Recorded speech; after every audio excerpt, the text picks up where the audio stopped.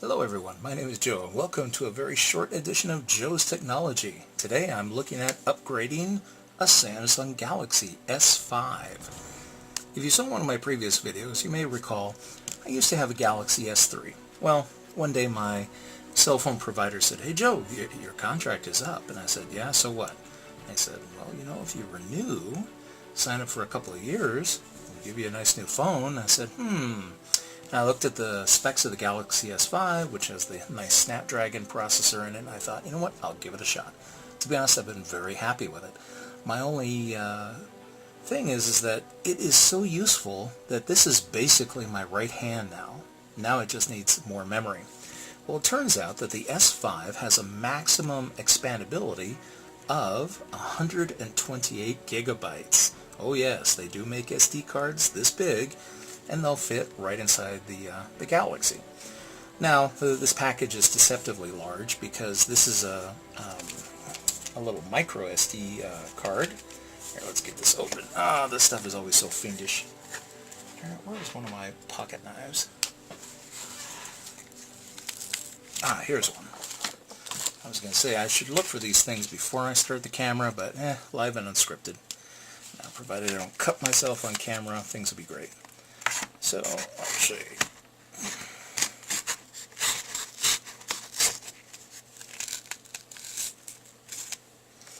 Close enough. That'll get me into the packaging. So, this micro SD card comes with an adapter to allow it to be plugged into a regular SD slot. So, I'm not going to use this adapter because I'm just going to put it directly into the phone, and if the phone needs to have anything programmed into it, I'll just go ahead and plug it in via USB. The phone has USB 3.0 as its interface, so here's where you find it. On the S5 there's a little notch here on the side, so you just go ahead and pull on that, and very carefully pop it open. As you can see, there's a little rubber gasket that goes all around the inside of this casing. That's because the S5 is specifically meant to be water resistant. The S4 Sport was very, very successful in its ability to resist water damage, and so Samsung carried that feature forward to the S5. Alright, so then we just taken our micro SD chip, and we put it in with the pins down.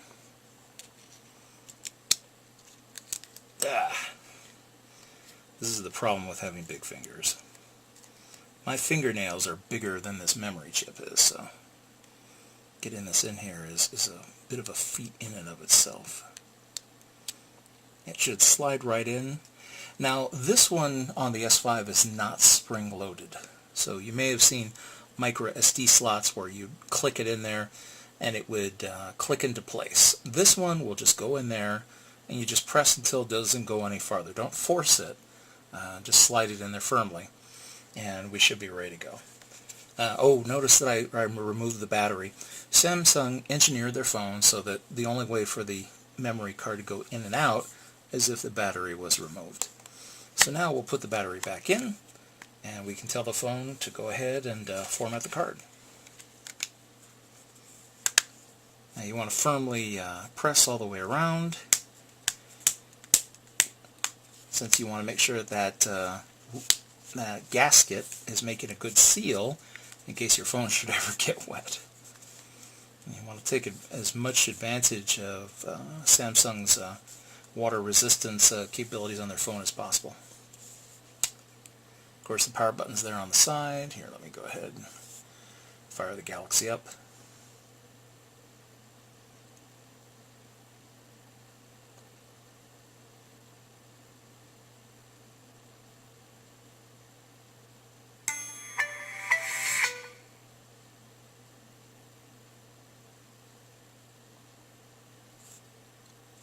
Okay, so now we're all set. So the first thing we do is pull down the menu and and go down here. Oh yes, it's reminding me, check the battery cover because obviously you just pulled it off. And under here, under storage, is there's going to be a little setting, and down at the very bottom is format the SD card. So the SD card automatically mounted when it was plugged in, so now I'm going to format it, and it will clear it out and set it up so that it's ready to operate with this phone. Oh, whoops. It's waiting for me to confirm it. I thought it was already running.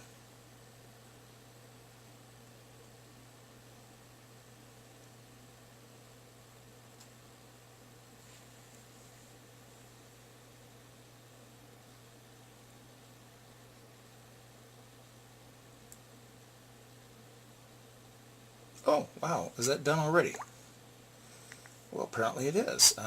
So, let me just verify that we do in fact have our card.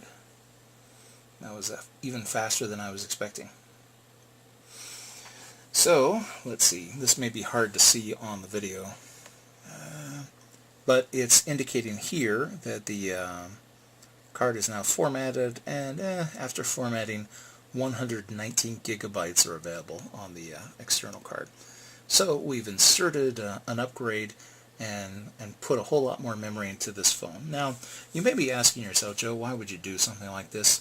In my case, I travel a lot, and I'm often different places that where I don't have connections to the internet. So this phone has turned out to be so useful. I end up reading books on this thing, I watch TV, but how do you do that when you're out of a signal? There are various different sites that will allow you to download video.